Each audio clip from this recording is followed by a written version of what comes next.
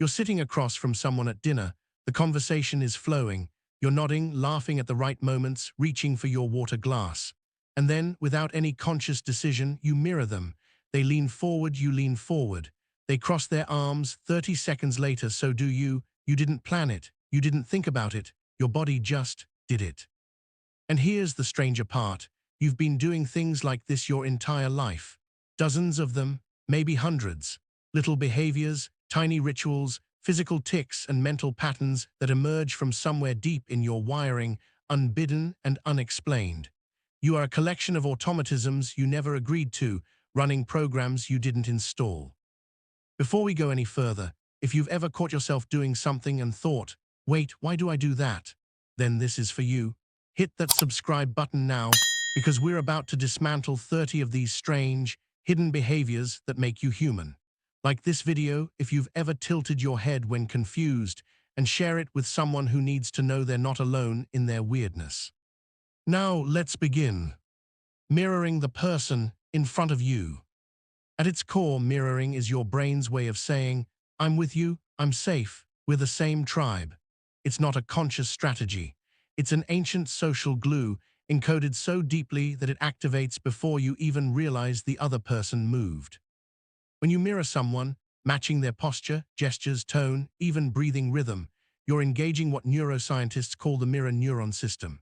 These neurons, discovered somewhat accidentally in the 1990s when researchers were studying macaque monkeys, fire both when you perform an action and when you watch someone else perform that same action.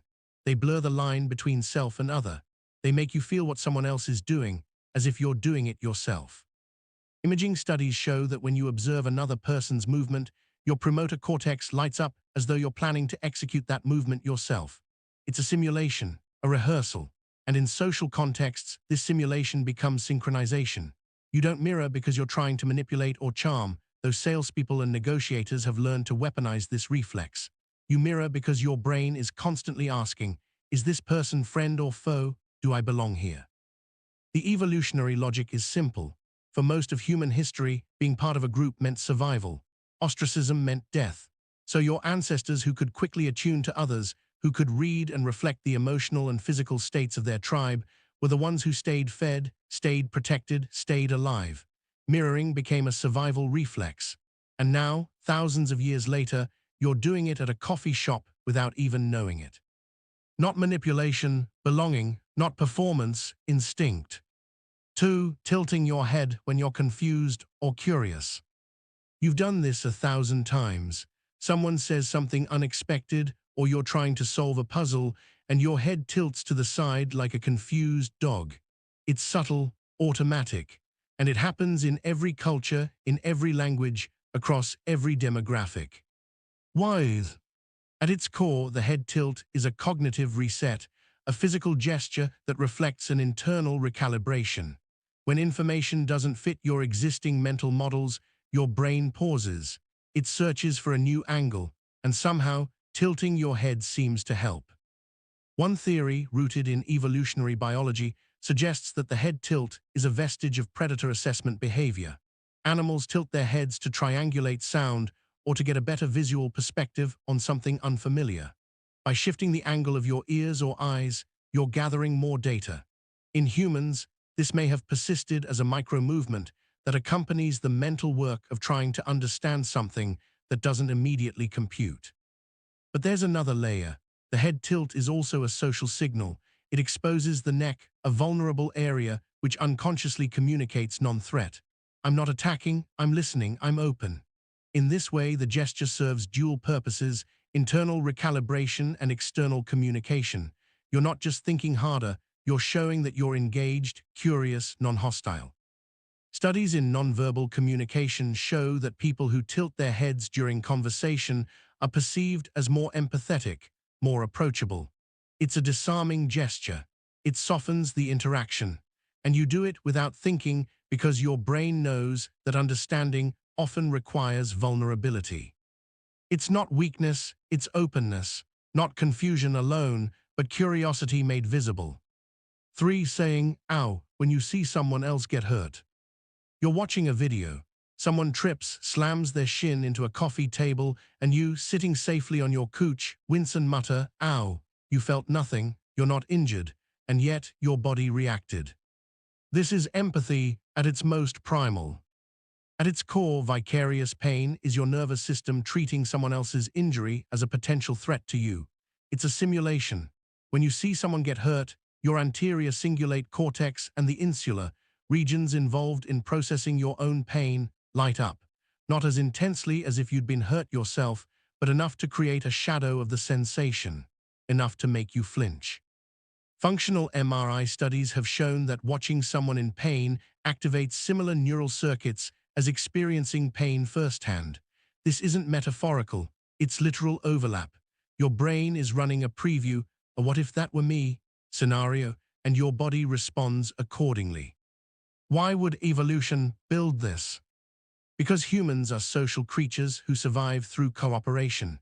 If you can feel, even faintly, what another person is feeling, you're more likely to help them. You're more likely to avoid the same danger. You're more likely to bond, to protect, to form alliances that increase collective survival. Empathy isn't a luxury, it's an evolutionary advantage. And so when you say "ow" at someone else's pain, you're not being dramatic, you're not faking, you're experiencing a ghost signal, a neural echo of their distress. It's your brain reminding you that their pain could be yours, that their survival is linked to yours. Not pity, connection, not observation, participation. 4. Touching your face when you're thinking.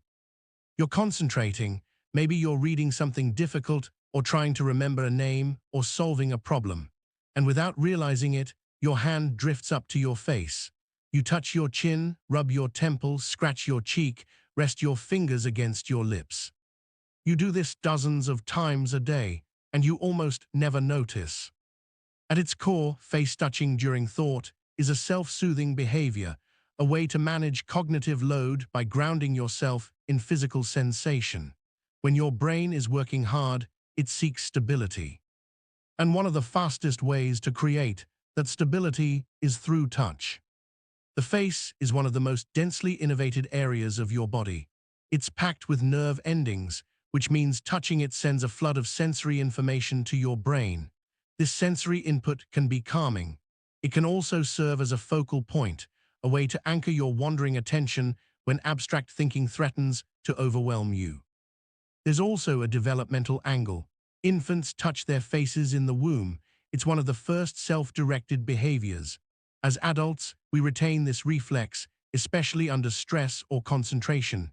It's a return to an early form of self-regulation, a way of saying to your nervous system, "I'm here, I'm safe, I can handle this."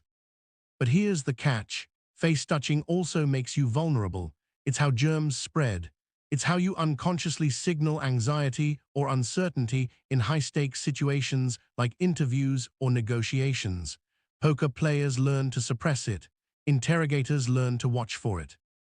You touch your face not because you're weak, but because your brain is working. And sometimes, the body needs to feel something solid while the mind wanders through abstraction. Not distraction, regulation, not nervousness alone, but focus made tactile. 5. Nodding while you listen, even on the phone. You're on a phone call, the other person can't see you, and yet you're nodding, head bobbing up and down in rhythm with their words, as if your agreement or understanding needs to be physically expressed even though it's invisible to them. Why do you nod when no one can see you? At its core, nodding is a kinesthetic reinforcement of comprehension. It's not just a signal to others, it's a signal to yourself. When you nod, you're helping your brain encode what you're hearing. The physical motion creates a feedback loop that strengthens memory and understanding. Studies in embodied cognition, an area of psychology that examines how physical actions influence mental processes, show that people who nod while listening retain information better than those who remain still. The gesture isn't decorative, it's functional. It tells your brain, yes, this matters, lock this in. There's also a social synchrony element. Nodding is contagious. When you nod, the person you're talking to is more likely to nod back. This creates a rhythmic exchange, a non-verbal dance that fosters rapport and mutual understanding. Even on the phone, where the other person can't see you, your body is still performing this ritual because it's so deeply wired into how you communicate. And evolutionarily, nodding may have roots in submission or appeasement gestures seen in other primates. A lowering of the head signals non-aggression. Over time, this evolved into a more nuanced signal. I hear you, I'm with you, continue. You nod not because you're performative, but because your body is thinking, not theater, comprehension, not habit alone, but biology collaborating with meaning. 6. Holding your breath when you're concentrating. You're threading a needle, or reading a tense paragraph, or watching someone attempt a difficult task on screen, and suddenly you realize you're holding your breath. You didn't decide to, it just happened. At its core, breath holding during concentration is your body's attempt to minimize internal noise. Breathing creates movement, your chest rises and falls, your diaphragm contracts and releases. When you're performing a delicate task or processing complex information, that movement can be a distraction. So your brain hits pause, just for a moment, just long enough to steady the signal. This is tied to what's called the respiratory motor coupling phenomenon. Your breath and your motor control are linked. When you need fine motor precision, like aiming, writing, or balancing, your body instinctively reduces respiratory motion to stabilize your movements. But there's a cost. Holding your breath triggers a mild stress response. Your heart rate changes, oxygen levels dip slightly.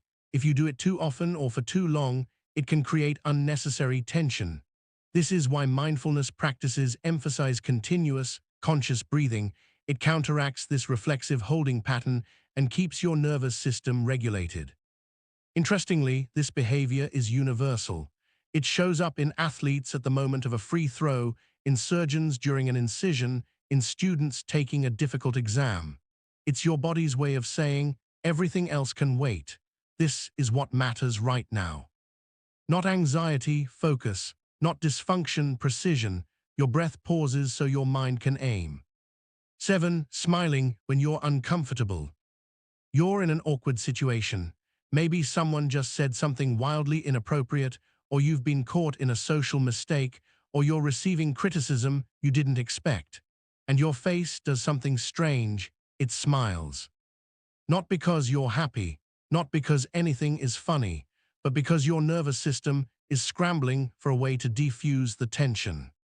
At its core, smiling when uncomfortable is a social survival tool, a way to signal that you're not a threat, that you're managing the discomfort, that the situation is under control even when it isn't. The smile in these moments is usually what researchers call a non-Duchenne smile. It doesn't involve the eyes. It's thinner, tighter, more effortful. Your zygomaticus major muscle, which pulls the corners of your mouth up, is active, but your orbicularis oculi, which crinkles your eyes, stays quiet. It's a mask, not an expression of joy. Why do we do this? Because for most of human history, showing fear or hostility in the wrong moment could get you killed or exiled. A smile, even a fake one, is a peace offering. It says, I'm not going to escalate this, let's move on. It buys you time. It smooths over conflict. It keeps the social fabric from tearing. But there's a shadow side.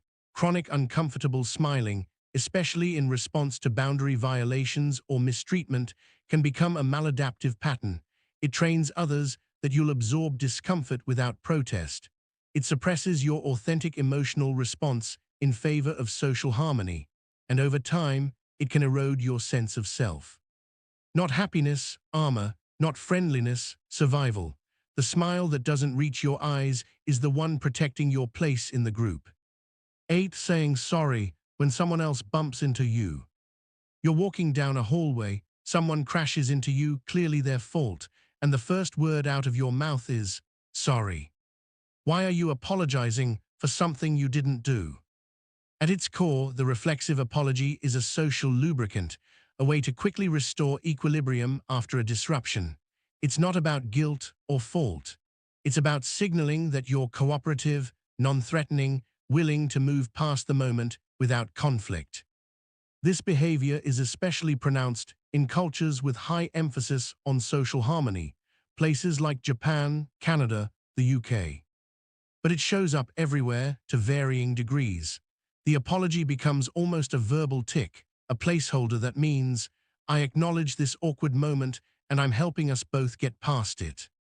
Linguists have studied this phenomenon and found that these sorry utterances often function more like excuse me or pardon. They're not true apologies in the moral sense. They're interactional markers. They keep the conversational flow going. They prevent escalation. But there's also a psychological cost for habitual over-apologizers. When you say sorry too often, especially for things that aren't your fault, you begin to internalize a posture of blame. You start to feel responsible for other people's actions, moods, mistakes. It can become a form of self-diminishment, a way of making yourself smaller to avoid conflict. The key is recognizing when sorry is a tool and when it's a trap. Used consciously, it's grace. Used reflexively, it's erasure. Not guilt, courtesy, not weakness, social grease. But when you apologize for existing, you teach the world to see you as an obstacle. Strange behavior 9. Avoiding cracks in the sidewalk. You're walking, not in any hurry, and yet you find yourself stepping carefully, avoiding the cracks between concrete slabs. Maybe you even have a little rhyme in your head from childhood. Step on a crack, break your mother's back. You know it's nonsense, but your feet still follow the pattern. At its core, crack avoidance is a manifestation of magical thinking, a cognitive bias where you believe your actions can influence unrelated outcomes. It's irrational, and it's universal.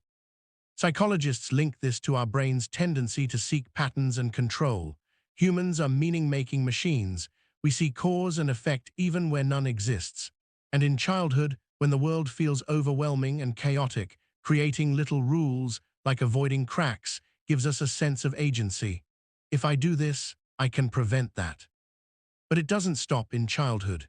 Adults engage in magical thinking all the time, wearing lucky socks to an interview, knocking on wood, avoiding the number 13. These behaviors persist because they provide a psychological buffer against uncertainty. They make us feel like we have some control, even when we don't. The sidewalk cracks are just one example. They're harmless, but they reveal something deeper, your brain's desire for order, for pattern, for the comforting illusion that your small actions ripple out into protection and safety. Not superstition alone, comfort, not belief, ritual. The crack you avoid is the chaos you pretend to master. 10. Counting steps or chewing a certain number of times. You're climbing stairs, and without deciding to, you're counting. 1, 2, 3, 4, or you're chewing your food and some internal metronome ticks off. 15, 16, 17. You don't need to count, but you do it anyway. At its core, repetitive counting is a low-level self-soothing behavior, a way to give your mind something predictable to hold onto when the world feels uncertain or overstimulating. For some people, this is subtle and occasional. For others, it's a symptom of obsessive-compulsive tendencies. The line between habit and pathology is mostly a matter of degree. When does a comforting rhythm become a compulsion? When does a pattern become a prison? Neuroscientists believe that repetitive counting activates the brain's basal ganglia, a region involved in habit formation and procedural memory. It's the same area that lights up when you tie your shoes or drive a familiar route. Counting provides structure. It creates a predictable loop that the brain finds satisfying. There's also a meditative quality to it. Counting can quiet mental chatter, can pull you out of anxiety and into the present moment. It's why breath counting is a foundational technique in mindfulness practice. The number doesn't matter, the rhythm does. But when counting becomes rigid, when you can't stop, when it interferes with daily life, it's worth examining. The comfort has become a cage. Not obsession alone, order. Not pathology always, but a mind seeking the steady beat beneath the noise. You've just walked through 10 behaviors you do every day without thinking. 10 little autopilot programs running beneath your conscious awareness. And we've only just begun. Here's what you need to understand. You are not as in control as you think you are. Most of what you do, how you move, how you react, how you navigate the social world, is governed by systems older and deeper than your conscious mind. systems built over millennia, systems that kept your ancestors alive. And the strange part, once you start noticing these behaviors, you can't stop. You'll catch yourself mirroring someone at lunch. You'll feel your head tilt when you're confused. You'll smile when you don't mean it and wonder who decided to do that. But here's the cliffhanger. We've covered 10. That leaves 20 more strange, unconscious behaviors still lurking in your daily life. 20 more patterns you're running without permission. And some of them, they're not just quirks. Some of them are costing you energy, relationships, opportunities. Some of them are protecting you in ways you don't realize. And some of them are leftovers from a world that no longer exists, ancient adaptations misfiring in a modern context. In the next section, we'll explore behaviors that live in the shadows of your social interactions, the ones that shape how others see you, how you see yourself, and why you sometimes feel like a stranger in your own skin. So the question is, are you ready to see what else you've been doing without knowing why? Stay with me, this is just the beginning. 11. Standing closer to people you agree with. You're in a group conversation, 3 or 4 people clustered together, discussing something, doesn't matter what. And if you could watch yourself from above, you'd notice something strange. Your body is oriented toward the person whose opinion aligns with yours. You've shifted your weight, angled your shoulders, closed the physical distance by 6 inches, maybe 8. You didn't decide to do this, but you did it. At its core, spatial proximity is a physical manifestation of psychological alignment. When you agree with someone, your body unconsciously moves toward them. When you disagree, you create distance. It's called proxemics, the study of personal space as communication. Edward T. Hall, the anthropologist who pioneered this field in the 1960s, identified different zones of interaction: intimate distance, 0–18 inches, personal distance, 18 inches to 4 feet, social distance, 12 feet, and public distance, 12+ feet. But what Hall also discovered is that these zones are fluid. They shift based on relationship, emotion, and agreement. When you unconsciously step closer to someone during a conversation, you're doing several things at once. You're signaling alliance. You're creating a micro-coalition within the larger group. And you're also seeking reinforcement. Being physically closer to someone who validates your perspective makes you feel safer, more confident. Brain imaging studies show that when we're near people we like or agree with, our amygdala, the brain's threat detection center, calms down. Proximity to allies is neurologically soothing. Distance from opponents is protective. But here's the social cost. When you consistently move toward some people and away from others, you're creating visible fault lines. You're broadcasting your allegiances before you've said a word. In professional settings, this can undermine your perceived neutrality. In social settings, it can make others feel excluded. Not strategy, instinct. Not politics, geometry. Your body votes with its feet before your mouth opens. 12. Raising your eyebrows when you recognize someone. You see someone you know across a room, maybe a colleague, maybe an acquaintance. And for a fraction of a second, so brief you'd miss it if you blinked, your eyebrows flash upward. This is called the eyebrow flash, and it's one of the most universal nonverbal greetings in the human repertoire. It happens in every culture studied. From remote Amazonian tribes to Tokyo subway platforms, humans raise their eyebrows when they recognize someone. At its core, the eyebrow flash is a signal of acknowledgement and non-threat. It says, "I see you, I know you, I'm friendly." The gesture likely evolved as a way to quickly communicate peaceful intent from a distance, important when early humans needed to identify friend versus foe before getting within weapon range. The movement itself is driven by the frontalis muscle, which raises the eyebrows and widens the eyes. This widening is key. It makes you look more open, more receptive. It's the opposite of a threat display, which typically involves narrowed eyes and a furrowed brow. Researchers have found that the eyebrow flash lasts about 1/6 of a second. Any longer, and it starts to signal surprise or fear rather than recognition. Any shorter, and it's barely perceptible. Your brain has calibrated this gesture to an incredibly precise duration. What's fascinating is that you do this even when you're trying to avoid someone. You might not want to talk to them. You might be hoping they don't see you. But if you make eye contact, your eyebrows will flash. The recognition reflex overrides your conscious intention. And when someone doesn't flash back, you notice. It feels cold, like a micro-rejection, because on some primal level, the absence of this tiny gesture registers as social hostility. Not greeting recognition, not politeness, tribal acknowledgement.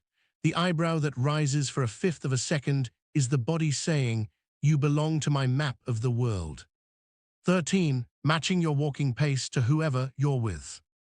You're walking with someone, a friend, a partner, a colleague, and without discussing it, without even thinking about it, your strides begin to synchronize. You slow down if they're slower, you speed up if they're faster, you fall into rhythm. This is called gait synchronization, and it's a powerful form of non-verbal bonding. At its core, matching walking pace is your body's way of creating harmony and connection. When two people walk in sync, they're not just moving together, they're aligning their nervous systems. The rhythm of footsteps becomes a shared metronome, and this physical synchrony fosters emotional synchrony.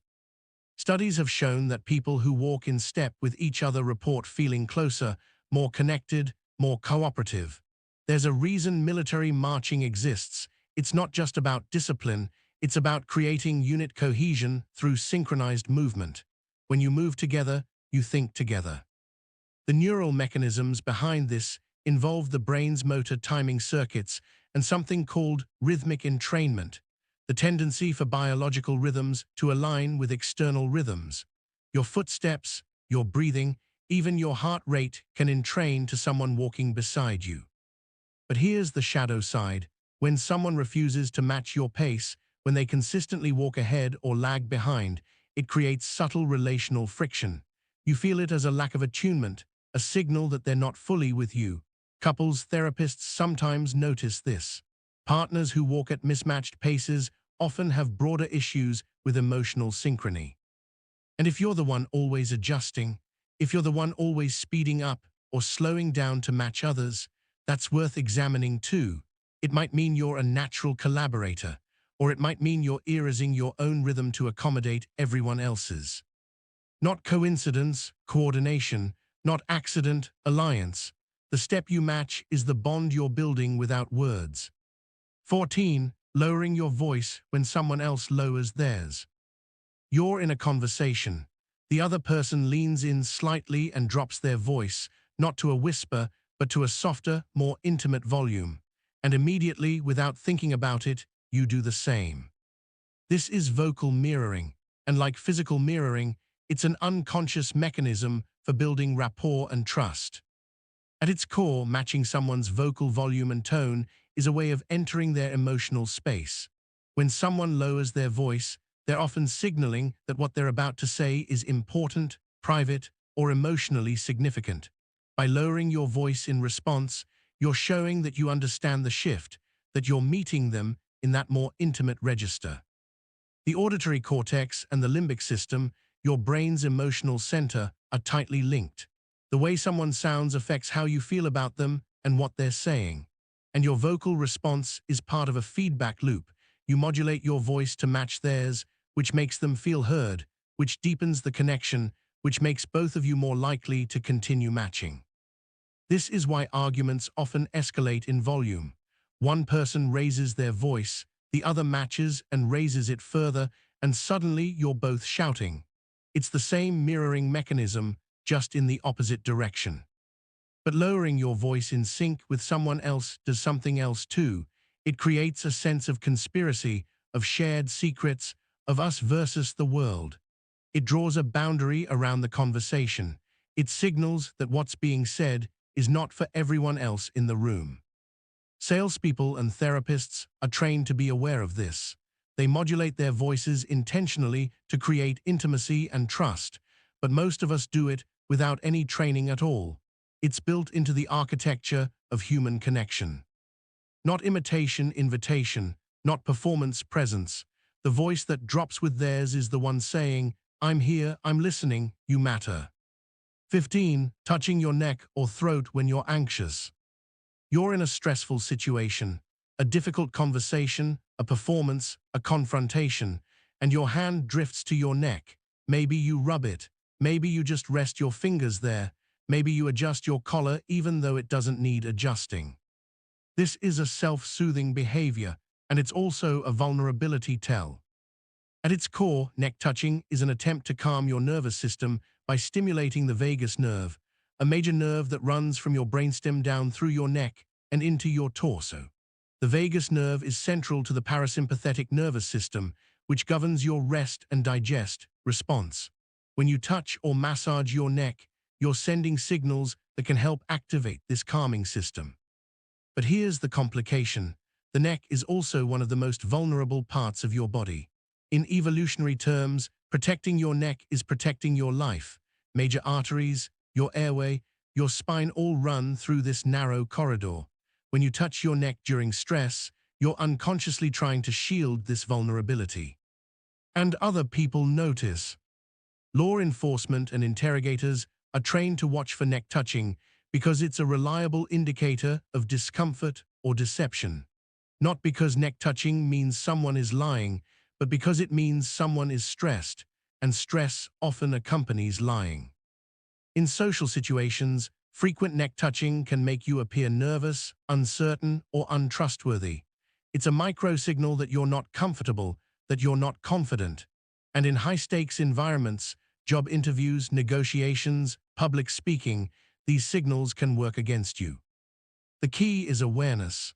Once you notice you're doing it, you can redirect, not to suppress the anxiety, but to find a less visible way to self-regulate, deep breathing, grounding through your feet, pressing your palms together. Not weakness, self-protection, not lying, vulnerability made visible. The hand at your throat is guarding the part of you that feels most exposed. Strange behavior 16, nodding 3 times to encourage someone to keep talking. You're listening to someone tell a story, and at certain points, maybe when they pause, maybe when they seem uncertain, you nod, not just once, 3 times, a quick, rhythmic triple nod. And almost magically, they keep going, they elaborate, they open up. This is called a listener response cluster, and it's one of the most powerful tools in active listening. At its core, the triple nod is a nonverbal encouragement signal. It says, "Yes, I'm with you, go on, I want to hear more." The rhythm of 3 seems to be particularly effective, enough to register as enthusiastic interest, but not so much that it feels performative or mocking. Psychologists who study conversation dynamics have found that skilled listeners use these clusters naturally. They're not consciously counting nods, but their bodies have learned the rhythm that best facilitates disclosure. And the effect is measurable. People talk more, share more vulnerable information, and report feeling more understood when their conversation partner uses these subtle encouragements. The triple nod also serves a regulatory function in conversation. It helps manage turn-taking. It signals, "I'm not going to interrupt. Your turn isn't over. Keep your thought going." This is especially important in cultures or contexts where interruption is common. The nod becomes a protective barrier around the speaker's space. But there's a risk here too. If you nod too much, you can seem disingenuous or impatient. If you nod at the wrong moments, you can accidentally encourage someone to go deeper into a topic you don't actually want to discuss. The nod is powerful precisely because it's a green light. Use it carelessly, and you'll find yourself trapped in conversations you didn't mean to have. Not agreement, encouragement. Not automatic, intentional presence. The 3 nods that say continue are conducting the conversation like a silent metronome. 17. Pointing your feet toward the exit when you want to leave. You're stuck in a conversation you don't want to be in. Maybe it's someone who talks too much, or someone you don't particularly like, or maybe you're just tired and want to go home. Your upper body is still engaged, you're nodding, making eye contact, even smiling. But your feet are pointed toward the door. This is called foot orientation, and it's one of the most honest parts of body language because it's one of the least conscious. At its core, your feet reveal your true intentions. While you can control your facial expressions and even your hand gestures with relative ease, Your feet operate mostly outside conscious awareness. They point toward where you want to go, toward whom you want to approach, and away from what you want to avoid. Former FBI agent Joe Navarro, who spent decades studying nonverbal behavior, calls feet the most honest part of the body. In his work, he found that people's feet often betrayed their true feelings long before their faces did. Someone might say they're interested in a conversation, but if their feet are angled away, they're mentally already leaving. The reason this happens is neurological priority. Your brain's motor cortex dedicates enormous resources to your hands and face. You need fine control there for communication and manipulation. Your feet get less conscious oversight, which means they're more likely to act on autopilot, following your genuine desires rather than your social performance. In professional settings, being aware of foot orientation can be useful. If you're in a meeting and notice someone's feet pointing toward the door, they're probably disengaged. If you're networking and someone's feet are pointed away from you, the conversation may be running its course. And if you're the one wanting to leave, you can use this to your advantage. Start orienting your body toward the exit gradually. Most people will unconsciously pick up on the cue and help wrap up the conversation. Not rudeness, honesty, not conscious, primal. The feet that point elsewhere are the truth your face is too polite to speak. 18. Crossing your arms when you disagree, even if you're cold. You're listening to someone express an opinion you don't share, and your arms fold across your chest. You didn't decide to do it. You might not even realize you've done it, but there it is, a barrier, a wall. The crossed arms gesture is one of the most recognized pieces of body language, often interpreted as defensive or closed off. And while that interpretation is often correct, it's not the whole story. At its core, crossing your arms serves multiple functions. Yes, it can be defensive, a way of literally creating a physical barrier between you and something you perceive as threatening or disagreeable. When you cross your arms during a disagreement, you're unconsciously protecting your vital organs, heart, lungs, stomach, while also creating a psychological boundary. But people also cross their arms when they're cold, when they're thinking deeply, when they're comfortable and relaxed, or simply when they don't have anywhere else to put their hands. Context matters enormously. The defensive interpretation comes from research showing that people who cross their arms during negotiations or arguments are less likely to be persuaded, less likely to buy a product, less likely to shift their position. The physical act of closing your body seems to close your mind. Studies have found that students who listen to lectures with their arms crossed retain less information than those with open postures. This is an example of embodied cognition again, the idea that your physical posture affects your mental state. When you cross your arms, you're not just signaling disagreement to others, you're reinforcing it within yourself. But here's where it gets interesting. If you uncross your arms, if you consciously open your posture even when you disagree, you actually become more receptive to other viewpoints. Not because you're faking openness, but because the body and mind are in constant dialogue. Change the body, and the mind often follows. Not always defensiveness, sometimes self-comfort. Not always disagreement, sometimes just cold. But when the arms cross during conflict, the fortress is already being built. 19. Leaning away from people you don't trust. You're talking to someone, could be anyone, a stranger, an acquaintance, even someone you know well.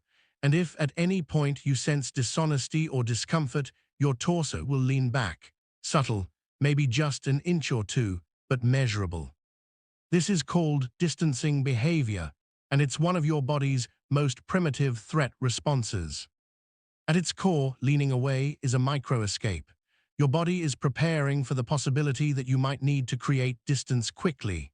Even though the threat isn't physical, it's social or emotional, your nervous system is treating it as a potential danger. The brainstem, one of the oldest parts of your brain in evolutionary terms, governs these kinds of automatic protective movements. When you perceive a threat, your body wants to increase distance. Fight, flight, or freeze, and leaning back is a subtle form of flight. Research on nonverbal behavior shows that people lean away from those they distrust, those who make them uncomfortable, and those who violate social norms. Conversely, people lean in toward those they like, trust, and feel connected to. The angle of your torso is a real-time barometer of psychological safety. And here's the interpersonal complication. When you lean away from someone, they feel it. Maybe not consciously, but their mirror neuron system picks up on the withdrawal. And often, they'll respond by leaning away as well, creating a feedback loop of mutual distrust. This is why rapport building often starts with physical proximity and forward lean. Salespeople, therapists, and skilled communicators know that leaning slightly forward signals engagement and trust. It's an invitation. Leaning back is a withdrawal of that invitation. Not judgment, instinct, not social survival. The torso that tilts away is the boundary your body draws before your mind knows why. 20. Blinking Mori when you're lying or stressed.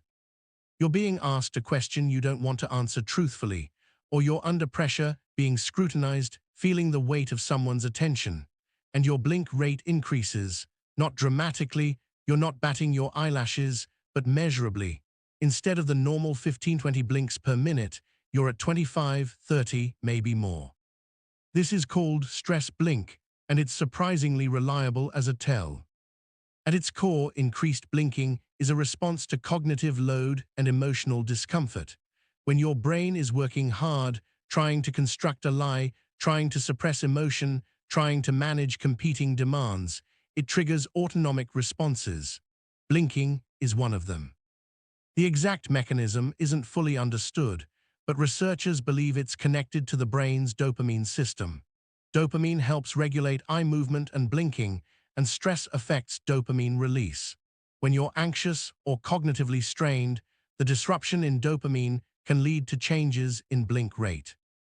Studies have found that people blink less when they're lying during the actual lie because they're concentrating intensely, and then blink significantly more immediately after as the cognitive load releases. This pattern, suppress, then spike, is more reliable than overall blink rate alone. Law enforcement and security personnel are trained to watch for this, along with other eye behaviors. Looking up and to the right when constructing information, pupil dilation during arousal or stress, and micro-expressions that flash across the face too quickly for conscious control. But here's the ethical complexity. Just because someone blinks more doesn't mean they're lying. They might be nervous, they might have dry eyes, they might be thinking hard about telling the truth. Blink rate is a signal of stress, not a lie detector. Still, your body knows what your mouth is doing, and sometimes it tells on you. Not deception always, pressure. Not lying necessarily, load. The eyes that flutter faster are processing more than they want to reveal. You're halfway through now, 20 behaviors down, 10 more to go in this section. And you're starting to see it, aren't you? The pattern beneath the pattern. You're not just a person moving through the world making conscious choices. You're a collection of biological programs, social algorithms, and evolutionary adaptations all running simultaneously, mostly outside your awareness. Every conversation you have is dense with signals you're sending and receiving without knowing it. Every room you walk into, you're being read, and you're reading others. It's happening at speeds faster than conscious thought, in channels you didn't know existed. Some of these behaviors help you. They build trust, create connection, navigate social complexity with grace. Others betray you. They reveal discomfort you're trying to hide, create distance you don't intend, broadcast vulnerability you'd rather conceal. But here's what matters. Awareness changes everything. Once you know you're doing these things, you can start to choose, not to fake or manipulate, but to align your unconscious signals with your conscious intentions, to close the gap between who you think you're being and who your body is showing you to be. And in the final 10 behaviors of this section, we're going deeper, into the micro-expressions that flash across your face in a fifth of a second, into the unconscious hierarchies that govern who speaks first and who stays silent, into the strange, invisible rules that determine who gets listened to and who gets ignored. Because the most powerful behaviors aren't the ones everyone can see. They're the ones hiding in plain sight. Ready, let's keep going. 21. Taking up more space when you feel confident and shrinking when you don't. You just nailed a presentation, or you won an argument, or you received praise from someone whose opinion matters, and as you walk away from that moment, your body expands, your shoulders roll back, your stride lengthens, you take up more physical space. Conversely, when you've been criticized, when you've failed, when you feel diminished, your body contracts, your shoulders curl inward, your steps shorten, you make yourself smaller. This is called postural expansion and postural contraction, and it's a universal expression of psychological power and powerlessness. At its core, this behavior is rooted in what psychologists call embodied power. Your physical posture doesn't just reflect your internal state, it creates it. When you expand your body, you're triggering hormonal changes. Research by Amy Cuddy and others has shown that holding expansive power poses for just 2 minutes can increase testosterone associated with dominance and confidence and decrease cortisol associated with stress. But here's where it gets complicated. That research has been challenged and debated. The hormonal effects may be smaller or less reliable than initially claimed. What's not debatable is the social perception piece. People who take up more space are perceived as more confident, more competent, more leader-like, and people who contract are perceived as submissive, uncertain, less worthy of attention. Look at how people sit in meetings. The person who sprawls, who leans back with arms spread, commands the room. The person who hunches forward with arms tight to their body gets overlooked. This isn't fair, it isn't meritocratic, but it's real. And it cuts across gender lines in complicated ways. Men are socialized to expand, women are socialized to contract, to take up less space, to be smaller, to accommodate others. When women expand, they're often read as aggressive. When men contract, they're read as weak. The same behavior, different interpretations based on who's doing it. The awareness here is twofold. Notice when you're shrinking yourself unnecessarily, and notice when you're expanding in ways that crowd others out. Space is power, yes, but shared space is community. Not arrogance, confidence. Not submission, consideration. The body that knows its size is the one navigating the line between presence and imposition. 22. Waiting for permission to speak, even when no one's giving it. You're in a group setting, a meeting, a dinner party, a classroom. You have something to say, something valuable, something relevant, but you don't say it. You wait. You wait for a pause that never comes, or for someone to ask your opinion, or for the right moment that somehow never arrives. And by the time you decide to speak, someone else has already said something similar, or the conversation has moved on, or the moment has passed. This is called conversational gatekeeping, and it's a learned behavior that has everything to do with power, socialization, and your early experiences of being heard or ignored. At its core, waiting for permission to speak is a reflection of internalized hierarchies. Somewhere along the line, you learn that your voice is secondary, that interrupting is rude, that you need to earn the right to contribute. And while politeness has its place, chronic self-silencing is something else entirely. Research on conversational dynamics shows that men interrupt more than women, that white people interrupt more than people of color, that higher status individuals interrupt more than lower status ones, and that people who wait for natural pauses in conversation often wait forever because dominant speakers don't leave pauses, they fill them. Linguist Deborah Tannen has written extensively about this. She notes that in many conversations, especially mixed-gender ones, women are socialized to wait their turn while men are socialized to take it. The result? Women contribute less, are heard less, and are perceived as having less expertise, not because they lack knowledge, but because they lack airtime. But this isn't just about gender. It's about anyone who's learned that their voice doesn't matter. Children who are constantly interrupted or dismissed. People from cultures that prioritize deference and restraint. Anyone who's been punished for speaking up. The shift requires recognizing that waiting for permission in a space where no one's giving permission is the same as choosing silence. Sometimes you have to interrupt. You have to take the floor, not rudely but firmly. I'd like to add something here. Can I jump in? Hold on, I think this is important. Not aggression, self-advocacy. Not rudeness, equity. The voice that waits forever is the one that never gets heard. 23. Mirroring the emotional tone of whoever's most dominant in the room. You're in a meeting, or a family gathering, or any group setting with a clear power dynamic, and there's one person, maybe the boss, maybe the patriarch, maybe just the loudest personality, who sets the emotional weather for the room. If they're cheerful, the room becomes lighter. If they're tense, everyone tightens.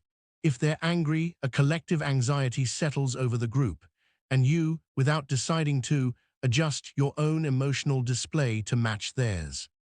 This is called emotional contagion, and when it's directed toward a dominant individual, it's also a form of social deference. At its core, mirroring the dominant person's emotions is a survival strategy. In hierarchical groups, which is most groups, reading and matching the emotional state of the alpha figure increases your safety and standing. If the leader is angry and you're cheerful, you're out of sync. You're a target. But if you can attune to their mood, you signal that you're perceptive, aligned, and not a threat. This happens through multiple channels. Mirror neurons fire when you observe someone's emotional expression. Your autonomic nervous system syncs to theirs. If they're stressed, your heart rate may increase. Your facial muscles subtly mimic theirs, and through a feedback loop called the facial feedback hypothesis, making the facial expression actually generates the emotion. So you're not faking it, you're genuinely starting to feel what they feel. The problem arises when this becomes automatic and unexamined. When you're constantly regulating your emotions based on someone else's state, you lose touch with your own. You become an emotional chameleon, and over time, that's exhausting. It also means you're giving away enormous power, letting someone else's internal weather dictate your own. The antidote is noticing. I'm feeling anxious right now. Is that mine, or am I picking it up from her? Once you can distinguish between your emotions and absorbed emotions, you can choose. You can stay grounded in your own state, even when the room is turbulent. Not empathy alone, absorption. Not sensitivity, subordination. The mood you mirror without choosing is the hierarchy you've accepted without questioning. 24. Laughing when others laugh, even if you didn't hear the joke. You're in a group, someone tells a joke, you didn't quite catch the punchline, maybe you were distracted, maybe the acoustics were bad, but everyone else starts laughing, and so do you. You laugh without knowing why, you laugh to belong. This is called social laughter, and it's one of the most powerful bonding mechanisms humans have. At its core, laughter is less about humor and more about connection.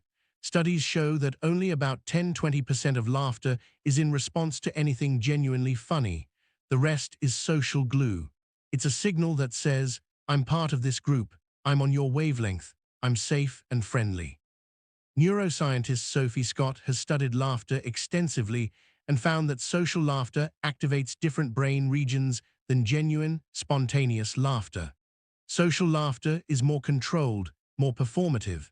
It involves the prefrontal cortex, the part of your brain responsible for social behavior and self-regulation. When you laugh along with others, even without understanding the joke, you're participating in a collective ritual. You're synchronizing, and that synchronization strengthens group cohesion. It's why laugh tracks exist on television shows. They trigger your instinct to join in, to be part of the laughing group, even though you're alone. But there's a shadow here too. Laughing when you don't actually find something funny, especially if what's being laughed at is cruel or harmful, is a form of complicity. It's endorsing something you might not actually endorse. And over time, habitual fake laughter can create a distance between your authentic self and your performed self. The key is discernment. Sometimes, laughing along is harmless social lubricant. Other times, it's betraying your own values for the sake of fitting in. Not dishonesty, belonging. Not approval, participation. The laugh you don't mean is the price you're paying to stay in the circle. Strange behavior 25. Suddenly remembering you need to check your phone when a conversation gets uncomfortable. You're talking to someone. The conversation takes a turn. Maybe they ask you a question you don't want to answer. Maybe they bring up a topic that makes you anxious. Maybe there's just an awkward silence.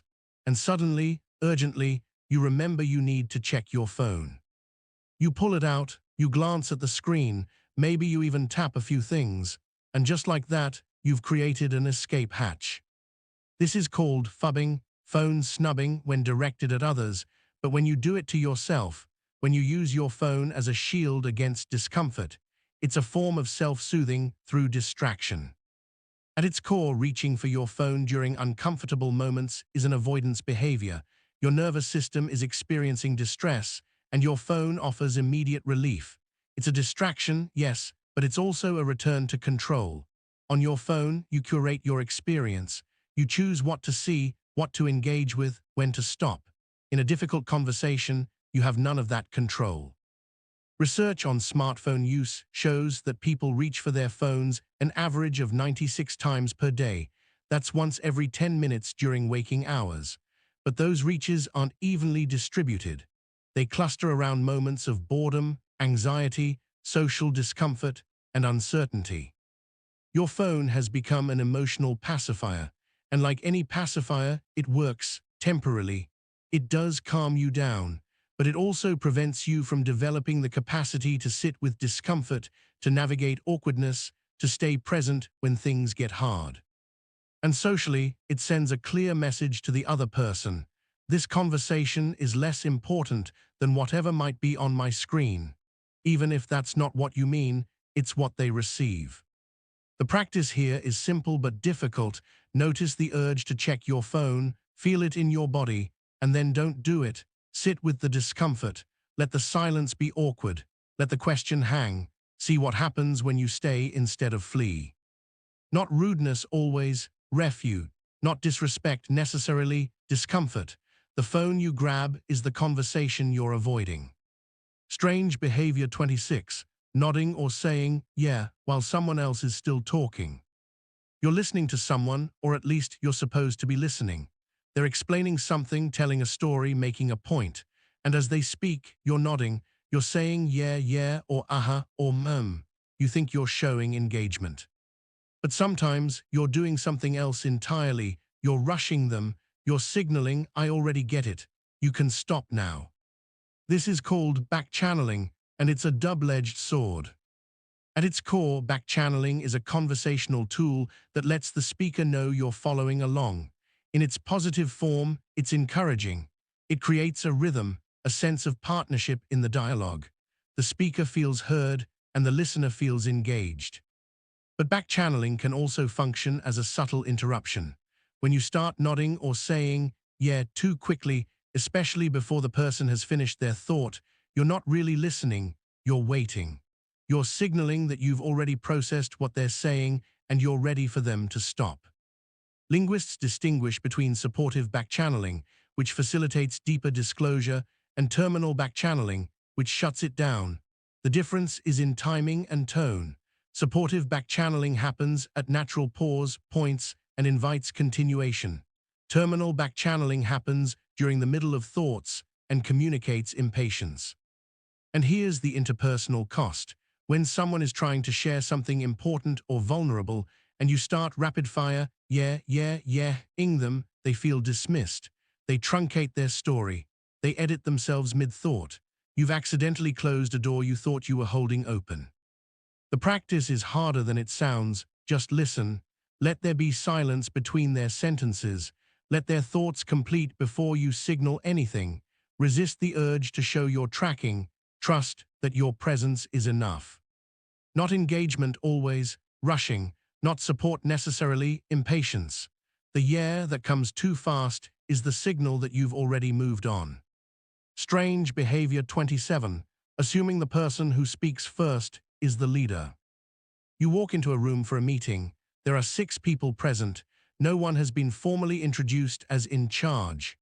And within the first 2 minutes, one person speaks up, offers a greeting, suggests an agenda, asks a question, and immediately, unconsciously, you've identified them as the leader. They may not actually be the leader. but you've granted them that status simply because they spoke first.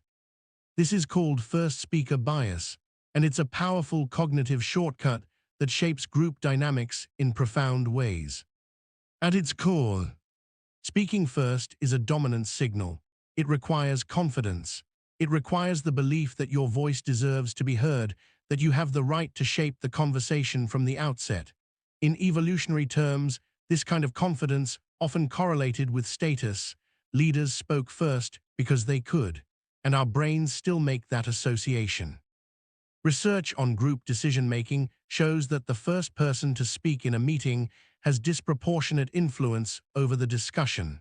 They frame the issue, they set the tone, and subsequent speakers often respond to their framing rather than introducing entirely new angles. This creates a self-reinforcing loop. People with confidence speak first. They're perceived as leaders. They're then granted more attention and deference, which reinforces their confidence, making them more likely to speak first in future situations. And who speaks first?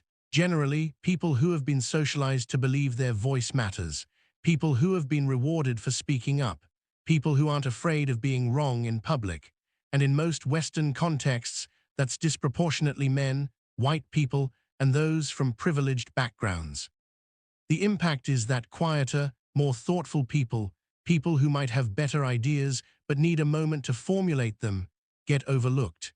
Not because they lack competence, but because they lack the reflex to immediately fill silence. If you're someone who speaks first habitually, pause, create space, invite others in. If you're someone who never speaks first, practice. Your ideas are worth the risk of starting the conversation. Not leadership always dominance, not competence necessarily conditioning. The voice that goes first is the one the room assigns power, earned or not. 28. Using more filler words, like, when you're uncertain or low status. You're giving a presentation, or answering a question in a meeting, or explaining yourself to someone you perceive as higher status, and your speech becomes peppered with filler words. So, I was thinking, like, maybe we could, try this approach. You wouldn't talk this way to a child or a close friend, but in this context, the fillers multiply. This is called disfluent speech, and while everyone does it to some degree, the frequency and context reveal a lot about power and confidence. At its core, filler words serve a functional purpose. They hold the conversational floor while your brain searches for the right word or formulates the next thought. They're placeholders that say, "I'm not done yet, don't interrupt." Linguists used to think of fillers as meaningless verbal clutter, but recent research suggests they're more sophisticated than that. Often precedes a longer pause or a more difficult word. It signals that the speaker is doing cognitive work. Like can function as a hedge, softening a claim or introducing an approximation. Can be an appeal for shared understanding. But here's the social complication. Disfluent speech is perceived as less competent, less confident, less authoritative. Study after study shows that speakers who use fewer fillers are rated as more intelligent, more trustworthy, more leader-like, even when the content of their speech is identical. And the use of fillers isn't random. People use more fillers when they're nervous, when they're talking to someone of higher status, when they're uncertain about their knowledge. It's a verbal tell, a leak in your confidence armor. Gender plays a role here too. Women are often judged more harshly for disfluent speech than men. A man who says, is thoughtful. A woman who says, is uncertain. It's a double standard, but it's real.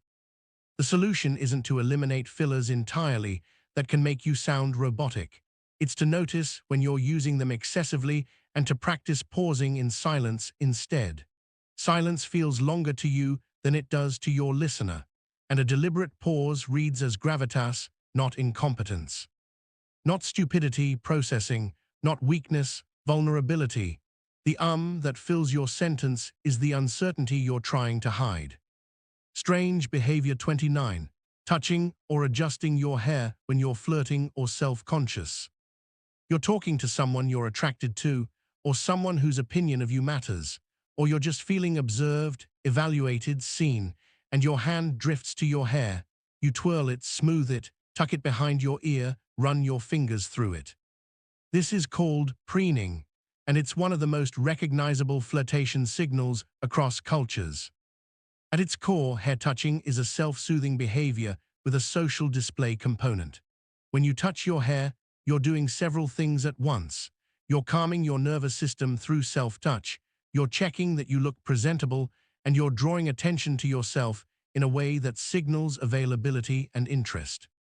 Evolutionary psychologists suggest that hair touching may have roots in grooming behavior seen in primates. Grooming is social bonding. It's care.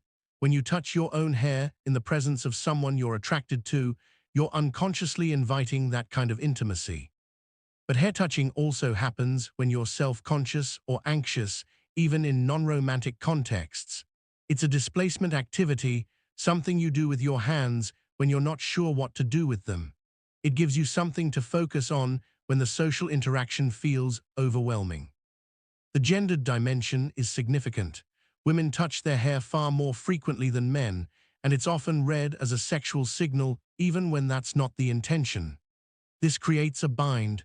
The gesture is soothing, but it's also interpreted in ways that may not match your actual interest or availability.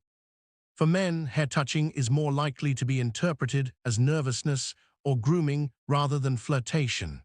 The same behavior, different meanings based on who's performing it. The key is awareness. If you're touching your hair constantly in professional settings, it can undermine your authority.